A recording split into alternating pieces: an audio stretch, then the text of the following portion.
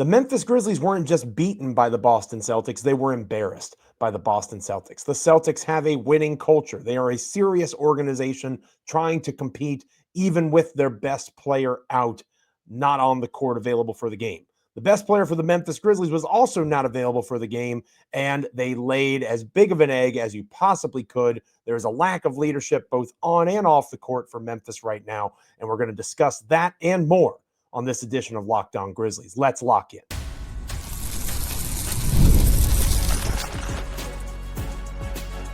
You are Locked On Grizzlies, your daily Memphis Grizzlies podcast, part of the Locked On Podcast Network, your team every day. It is a Thursday, Wednesday night, whenever you're taking in this episode of the show, post-game edition of Locked On Grizzlies. It is I, Joe Mullinax, your host. No to Michael Cole. He had plenty of time to write this time around. He was planning on joining us, but then the Kentavious Caldwell-Pope injury occurred, and he has a little bit extra work to do. So no to Michael with me on this episode. He'll be back with us tomorrow. Thank you for being with me on this edition of the show. Today's episode of Locked On Grizzlies is brought to you by FanDuel. Right now, new customers can bet just $5, and if your bet wins, you'll get $300 in bonus bets to use across the app. Head to FanDuel.com to get started. We're free and available wherever you get podcasts as proud members of the Locked On Podcast Network, your team each and every single day, and we are now the #1 sports podcast network out there. Thank you so much for your role in helping make that happen. Make sure that you are liking, commenting, rating, reviewing, subscribing on Apple, Spotify, Amazon, YouTube, Google, wherever you get a podcast, wherever you hang out with us here on Locked On Grizzlies. Make sure that you're doing so each and every time that an episode drops. Become an everydayer if you are not already one. You know who wasn't an everydayer today? Members of the Memphis Grizzlies roster. They were not an everydayer, not just because they missed the podcast, but because they did not show up for work today. Maybe they physically did, the Memphis Grizzlies. Maybe a basketball game was played, but there was not a level of competition really at any point in the contest. Memphis was outscored by 8 in the first quarter, outscored by 13 in the second quarter, outscored by 5 in the third, and outscored by 10 in the fourth. Even when you're looking for flashes of positivity, a young player coming in and giving effort, and there were some examples of that. We'll talk more about that later on in the program. But even when you're searching and reaching for something to be optimistic about, that was not provided in this contest. The Memphis Grizzlies are now 4-9. They are 1-4 on the road away from FedEx Forum. They lost to a 6-7 Boston Celtics team that was down Jason Tatum, that was traveling back into town after a game, a tough loss to a gutsy Philadelphia 76ers team the night before. The Grizzlies had to travel, so did the Celtics. The Grizzlies were on the second night of a back-to-back, so were the Celtics. The Grizzlies' best offensive player, at least allegedly best offensive player, was out. The Boston Celtics' best player was also out. There is no excuse for what the Memphis Grizzlies did on Wednesday night. Point blank, period. It was embarrassing. If you are a fan of the Memphis Grizzlies and you watched that entire game, you wasted your time. The team clearly did not want to be there. They did not want to be a part of that competitive environment. You had veterans who got hurt in the case of Kentavious Caldwell-Pope. Obviously, you don't wish injury on anybody. We wish KCP a speedy recovery. Hopefully, it is just a sore elbow and nothing more serious than that. But in the 19 minutes before KCP got hurt, 0 points on 3 shots. Not much contribution there from Kentavious Caldwell-Pope. And we'll talk more about that later on in the show. That's a veteran. That's supposed to be a veteran leader, a veteran presence, right? You've got Jaren Jackson Jr., who, in fairness to KCP, nobody looks at KCP and says, there's the guy that has to step up when John Morant is out. Nobody says that out loud. They say it about Jaren Jackson Jr., though. And what does Jaren Jackson Jr. do when he has this opportunity? When people like me are writing about how Jaren is not being utilized properly. He doesn't have the usage that he should have. He's having a strong start to his season in terms of offensive efficiency. Just get him the ball and let him do his thing, much like occurred last year when Jaren was putting together a career season. Here's your chance, Jaren. What did you do? 7 of 15 from the field, 1 for 3 from beyond the arc. Not the most efficient night, but not the worst one either. 2 rebounds. 2 rebounds. Now, for me to complain about Jaren Jackson Jr.'s rebounding, you know that I'm frustrated. Because if you're an everydayer to Locked On Grizzlies, you know that that's not something that I usually care about, right? I have openly said on numerous occasions that I could care less about Jaren Jackson Jr.'s rebounding because it is not a strength of his game. But 2 rebounds in 23 minutes of play? You know who had more rebounds than Jaren Jackson Jr.? Jalen Wells. You know who had more rebounds than Jaren Jackson Jr.? Vince Williams Jr., who drew the start in place of Ja Morant. You know who had more rebounds than Jaren Jackson Jr.? The previously mentioned Kentavious Caldwell Pope. In 4 minutes less of play, playing essentially the shooting guard position, more rebounds for KCP than Jaren Jackson Jr. That is unacceptable. That tells me that there is a level of not incompetence, but a level of apathy that went into this contest for Jaren and for a majority of this roster. And I have said this, I've been covering this team for a long time. Okay. I was writing about the Memphis Grizzlies back in 2013 when some of you watching this podcast right now were 5, 6 years old. And that time to now, one of the biggest threats to the Memphis Grizzlies or any organization that is trying to be successful, regardless of whether it's sports, business, general existence, one of the biggest threats to any organization is apathy. A lack of caring. Obviously, the preference is you want everybody to be fired up. You want everybody to have energy. You want everybody to go and be engaged on a daily basis, excited and positive and ready for the next challenge to take on as a team. But that's not reality. That's not life. Sometimes there's going to be conflict. Sometimes there's going to be frustration. Sometimes there is going to be a need for people to get angry. And that's okay too.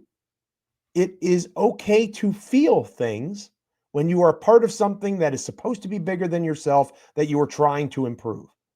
I saw apathy from the Memphis Grizzlies against the Boston Celtics. The Boston Celtics don't have apathy in their DNA. Their head coach, Joe Mazzulla, won't let that happen. We'll talk more about head coaches with the Memphis Grizzlies here in a little bit. Mazzulla won't let that happen. Apathy is not allowed. It's not like the Celtics were perfectly healthy. We talked about Tatum being out. The Celtics are hovering around 500. What are the Memphis Grizzlies doing? They look like a lottery team, not a play-in team, a lottery team. And there's a difference between losing and competing. G.G. Jackson competed at the end of the game. Cedric Howard throughout the game competed. Santi Aldama competed. Those guys fought. Santi Aldama was the only Memphis Grizzly on the entire roster with a positive plus-minus. He played 24 minutes. Santi had 14 points, 6 rebounds, 4 assists, 2 steals, a block. Santi was not the issue. I'm sure he wishes he had shot a little bit better from the field. But Santi competed. Cedric Howard competed. OMP competed. You can't say the same for the vast majority of the roster, and that is a problem. Apathy showed its ugly head in Boston for the Memphis Grizzlies, and that is where things become problematic if you're Tuomas Isalo. There's a difference between losing a hard-fought game like the Boston Celtics did the night before to the Philadelphia 76ers. When you're undermanned, you don't have the team to win night in and night out in the National Basketball Association. That is 100% true of the current state of the Memphis Grizzlies. Forget Ja Morant being out. No Ty Jerome, no Zach Edey. Even if Ja had been playing, if Memphis had gone into Boston on the second night of a back-to-back, lost by 3, 4, 5 points, 2 possessions, I don't think anybody raises an eyebrow. Maybe you're frustrated you lost, but at least the team fought. There was no fight. There was no competitive edge. The Boston Celtics had it, and the Memphis Grizzlies did not. And before anything else gets discussed, X's and O's, personnel changes, coaching moves, none of that matters if the team's not going to compete. The lack of competitive fire in Boston, when you see it, and it's not coming from the team that you're following, and it's so clear as day obvious from the opposition, it sticks out like a sore thumb, man. The Boston Celtics have a culture. The Boston Celtics are going to be okay long term. Can you realistically say that about the Memphis Grizzlies in this moment? Because I can't. Hit me up on X. Let me know in the comments. Am I being too hard on this team? Again, forget the system. Forget the injuries. The guys that played, for the most part, didn't look like they wanted to be on the court on Wednesday night, and that is a larger problem moving forward. When we come back here on Locked On Grizzlies, we are going to discuss what needs to change right now, realistically, in the next couple of days. The Grizzlies don't play again until Saturday in Cleveland against the Cavaliers. What needs to change immediately? We're going to talk about that next here on the show. Stick around. This episode of Locked On Grizzlies is brought to you by Wayfair. The holiday season is right around the corner, and that means it's time to get your home ready. Whether you need more seating for guests, cozy new linens, or fun serveware for holiday hosting, Wayfair's Black Friday sale is here to help you make your space shine. And the best part, you don't have to wait. Wayfair's Black Friday deals are happening all month long with up to 70% off everything from sofas to spatulas. I can't believe how quickly things ship with Wayfair. Just in time for the holidays, you get these orders in very rapidly, and browsing the site is extremely simple to do. You can find pieces that actually fit your style, nothing generic, quality designs that feel personal. If you've ever hosted family for the holidays, you know how much a difference a few new touches can make. Wayfair makes that simple to do. Don't miss out on early Black Friday deals. Head to wayfair.com now to shop Wayfair's Black Friday sale for up to 70% off. That's WAYFAIR.com. The sale ends December 7th. Go check them out right now. So what needs to change for the Memphis Grizzlies immediately? If this is a 3-alarm fire and there has to be some sort of change, what needs to change? I want to say fire the head coach. But that's because I'm angry and frustrated, and that's probably not the most fair thing to do. You don't want to react out of emotion, right? So everybody take a deep breath with me. Remember that we are proud members of the Locked On Podcast Network, your team each and every single day, the #1 podcast network for sports out there. Life is good. The Memphis Grizzlies are not good right now, but life is good, right? So we calm down a little bit. We acknowledge that Tuomas Isalo needs more time. We understand more and more that the firing of Taylor Jenkins and the hiring of Tuomas Isalo maybe has more to do with Zach Edey and how he is being utilized than we realized before. That's one of my realizations, and shout out to Matt Moore at HP Basketball. We've talked about this, he and I. This has been a stance of his for some time, and I'm seeing it more as the time goes on. Because clearly this isn't something Ja wanted. It's not something Jaren wanted. Jaren is nowhere near what he was last year. So who benefits the most from this move? It has to be the guy that hasn't played yet, Zach Edey. And it's not Zach Edey's fault. It's not like Zach Edey was begging and pleading for Taylor Jenkins to be fired. This is something that Grizzlies GM Zach Kleiman probably has to wear, and we'll talk more about that with DeMichael tomorrow or on our next show. But pushing aside that anger, logically speaking, the first thing that needs to happen, and it sucks that he got hurt, and it's not fun to say after an injury game, Kentavious Caldwell-Pope should not start another game for the Memphis Grizzlies. Cedric Coward is right there, man, and he's ready to roll. He's one of the guys that competed in this game. Wasn't his best game, but he freaking competed. And he has a ceiling and he has a future with this team. I'm not sure that's the case with KCP. It might be the immediate future. I think you keep him in the rotation. You want that veteran presence. There's still value in that. But if you're going to play both Jalen Wells and Kentavious Caldwell-Pope together, I think we've seen enough of that. I think we know that that doesn't work. You need somebody that's able to create their own shot. You need somebody with offensive skill beyond catch and shoot things. Jalen Wells is further along in developing those skills than KCP at this stage of his career, but Wells is not comfortable enough in that space where you can put them out there together anymore. And Ty Jerome returning eventually will help in that regard. But I don't see a path for both Caldwell-Pope and Wells starting together anymore. I don't see it. And I think that you have to continue to invest in Wells because of the youth, because of the fact that he is on an upward trajectory still, even with a slower start to this season than you would like to see. He has a frame defensively. He has that three-point shot. If you're taking an educated guess as to who is going to be the productive member of the Grizzlies moving forward, it's Wells, not KCP. So KCP is still a rotation member. I'm not shunning him completely. He should not start another game. Cedric Howard starting Saturday should Wally Pipp or be Lou Gehrig to Kentavious Caldwell-Pope's Wally Pipp. And if you don't understand that reference, you're younger than me more than likely. I'll give you a second to Google it. Wally Pipp, Lou Gehrig. I'll give you a minute. Okay, so we're probably on the same page now. You saw that Wally Pipp was the starter for the Yankees. He sat out. Lou Gehrig came in. Lou Gehrig never relinquished the spot until he retired. You know who Lou Gehrig is if you follow old school baseball. You don't know who Wally Pipp is. Kentavious Caldwell-Pope, again, sucks that he got hurt. He shouldn't start another game for the Grizzlies. That has to be Cedric Howard moving forward. I think that you have to reward Santi Aldama at this point. The Grizzlies have started slow almost every single game this season. Even in games they won, there's been slow starts. Why do you keep slamming your head against a wall? Why? You can finagle the rotations. Two things can be true at the same time. Who starts isn't as important as who gets minutes and who finishes games. I think that can be true, but it also matters to start quickly. And within the rotations, as you tweak them and adjust them, you can still get to the same rotations that you were at before, with Cedric Howard being that energy burst off the bench early in games. You can get to that look with said being on the court more often with the actual starters, with Jaren Jackson Jr., with John Morant, assuming he's back against the Cleveland Cavaliers. That is all possible. You can do both. So I think Cedric Howard has to start. Santi Aldama has played well enough. You can make an argument for him as well. Even with a returning Zach Edey, obviously Aldama will stay on the bench if Edey is back.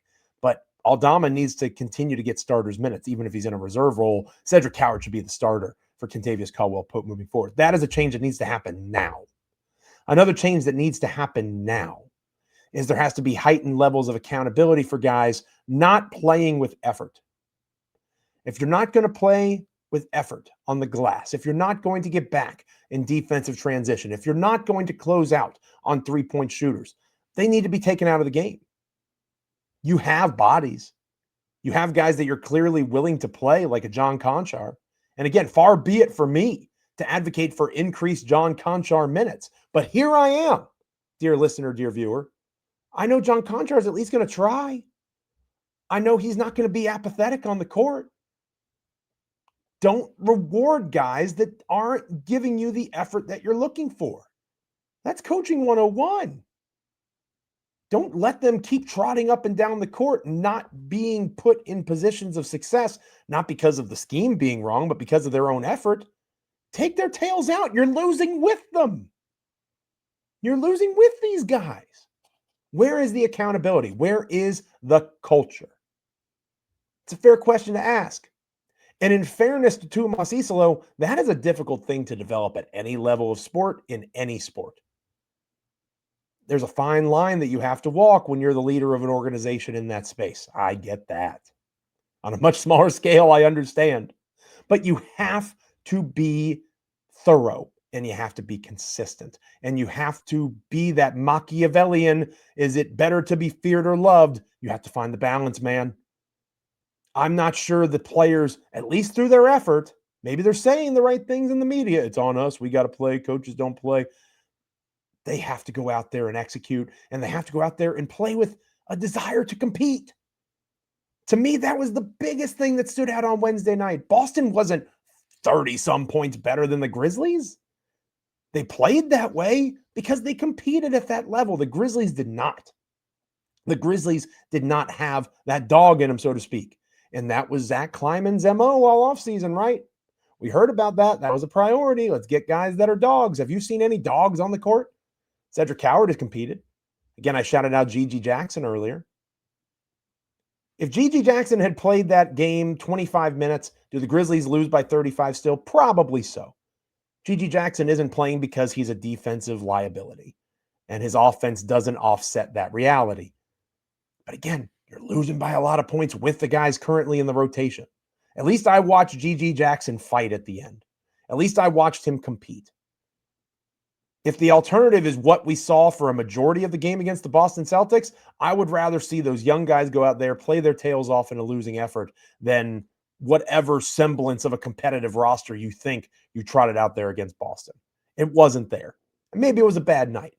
But again, what's the excuse? Boston had to travel for the second night of a back-to-back, just like the Grizzlies did. Boston was down their best player, their superstar, just like the Grizzlies were. What's the excuse? There is none for the way that they played against the Celtics. Those are the things that I think have to change right now, starting with who starts. Cedric Howard should be in that lineup starting Saturday and beyond moving forward.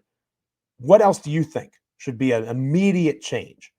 Hit me up on X at Joe Mullinax. Let me know in the comments. When we come back here on Locked On Grizzlies, going to close out this edition of the show with a ray of sunshine on a cloudy day. Zach Edey returning more than likely against the Cleveland Cavaliers on Saturday. What does that mean for Memphis? Stick around here on Locked On Grizzlies. Today's episode of Locked On Grizzlies is brought to you by Built. Nobody likes paying rent, but if you must, you might as well get something for it. That's where Built comes in. Built is changing the game by turning your rent payment into real rewards that you can actually use. When you pay rent through Built, you earn flexible points that can be redeemed toward hundreds of hotels and airlines, a future rent payment, your next Lyft ride, and more. But Built isn't just about rent. It's about rewarding you around your entire neighborhood. Whether you're grabbing food at your favorite local restaurant or heading to the gym, you can still earn rewards. And Built makes it feel like everyday life is more rewarding. From your neighborhood to travel plans, you're earning points every month on something that you already have to pay. Turn your rent into rewards and start earning points around your neighborhood by going to joinbuilt.com/lockedonnba. That's joinbilt.com/lockedonnba. Make sure to use that link so that they know that we sent you. Today's episode of Locked On Grizzlies is also brought to you by FanDuel. The NBA is back, unfortunately, if you're a Memphis Grizzlies fan. And there's no better place to get in on the action than FanDuel, the official sports betting partner of the National Basketball Association. Even if you missed the start of the game, you want to ride the hot hand, FanDuel has live bets on everything from who will score next to fourth quarter comebacks. The Grizzlies haven't had a chance at those the last couple of weeks, or last couple of games, I should say. But the sun will shine on us once again someday. Maybe you'll want to place such a wager on Memphis. Plus, you can even combine your live bets into a same-game parlay for a shot at a bigger payout. It keeps every game exciting, especially when your team is making that late push. Right now, FanDuel is giving new customers $300 in bonus bets when your first $5 bet wins. So head to FanDuel.com, sign up, and play your game with FanDuel, the official sports betting partner of the National Basketball Association. Closing out this edition of Locked On Grizzlies, it is I, Joe Mullinax. Grateful to have you with me. No DeMichael Cole. He'll be back with us as we close out our week on our next episode of the show. I'm doing my best to be disciplined because I want to make sure that the yin to my yang is here when I talk more about Tuomas Isalo and why I would make a coaching change. When I talk about trades, because I do think if this current level of competitiveness continues, I think it's time to have conversation. I want to make sure DeMichael's here because if you're an everydayer, you know sometimes I can go off the rails when I'm alone. I feel like I've been pretty disciplined on this particular edition of the podcast, and I'm going to finish that with a little positivity on this episode. Talking about Zach Edey. Zach Edey was listed as doubtful for the Memphis Grizzlies game against the Boston Celtics. He was, of course, ruled out when Morant was ruled out. But if you follow the team, you know that the usual protocol is when a player is listed as doubtful for a game after a lengthy absence due to injury or whatever the case might be, the next game they usually play. So Zach Edey, using that logic, using past precedent, should be on the court for the Memphis Grizzlies, almost certainly on a minutes minutes restriction, but he should play against the Cleveland Cavaliers. This is a guy who probably at his peak, the highest of high ceilings, a top 15 center in the NBA. And a top 15 center in the NBA is probably not an all-star. That's realistic for Zach Edey doing what he does well, being big, being a screen setter, being a rim presence, being a rebounder. That's stuff that the Memphis Grizzlies need help with. Don't get it twisted. He's going to help in that particular way. And the guy that's going to be the most excited to have Zach Edey back is going to be Morant. Because if we are talking about a lack of space for Ja to operate with, and we'll talk more about that on tomorrow's show as well. If we're talking about Ja not being able to get a clean look at the rim because defenses are collapsing on him so aggressively, Zach Edey is going to help create more space just by using his frame, his size, and he understands where Ja is trying to get to after the minutes that they've played together. They certainly need more run. It's not going to be crystal clear 100% the first time Edey's out there, but just his presence, his size, that is going to make life easier for Ja Morant on these screens that are such a vital part of the Tuomas Isolo system. That's a positive. Zach Edey is also going to allow guys like Jock Landale to go back to the role that they should have in the first place. I've been very hard on Jock Landale. Some of you have pointed out in the comments and on X, I am overly hard on Jock Landale, considering he should be an end of rotation at best, end of bench, perhaps in reality, player on a good basketball team. He's started every game. And while that is very much Tuomas Isolo's fault in terms of roster decisions, in terms of lineups and rotations, that's not how I would have started the season. That's how Isolo chose to. And I do think that has hurt the team. It ain't because Landale has struggled in terms of his contributions. So it allows for him to be that 8th, 9th, 10th man, waiting for Brandon Clark to come back healthy in the next couple of months. And now you're looking at a situation where Landale, closer to the end of the bench where he probably belongs. He's being asked to do too much. You can argue that that's true of other Grizzlies players too, in terms of their rebounding, crashing the glass. Are they not able to get back in transition defensively as well because there's such a concern about rebounding? Are they not able to get out and run and play with the pace that Tuomas Isolo truly wants them to do, being that initiator of offense regardless of position, unless your name is Zach Edey? Are things being hindered because while Zach Edey may not be the best player on the team, he might be the most integral player in the schemes of what Tuomas Isolo is trying to do? If you subscribe to that theory, and I think more and more I do, maybe not as important as Ja Morant because you need that initiator of offense, but Ja clearly is not getting the space that he needs, whether it's three-point shooting, whether it's the screens that are being set by Landale and others. It ain't clicking right now.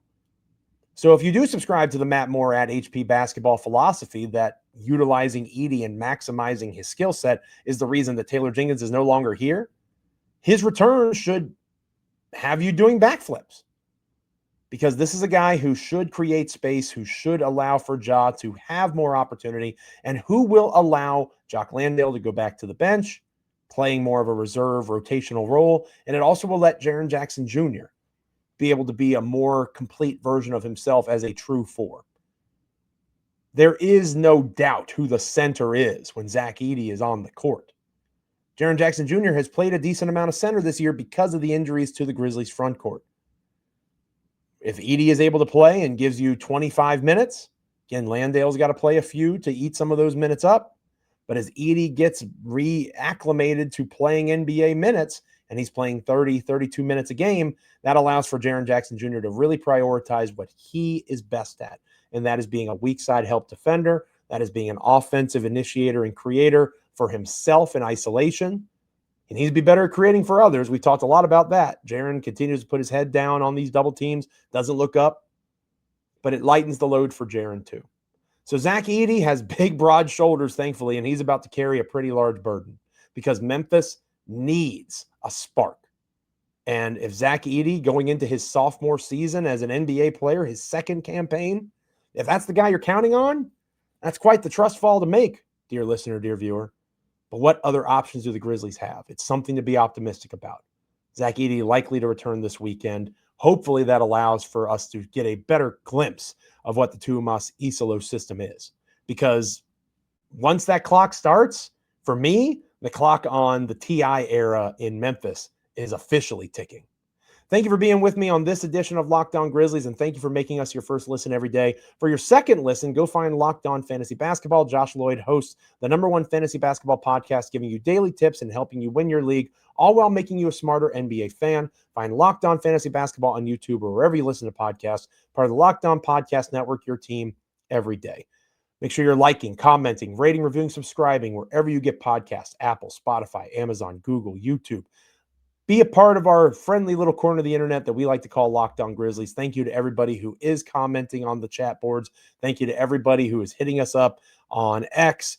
Thank you for continuing to help the growth of our podcast here. DeMichael and I appreciate it. DeMichael will be back with me on our next episode. And again, that's a good thing because I need to be reined in a little bit with these trades and these frustrations with Isolo.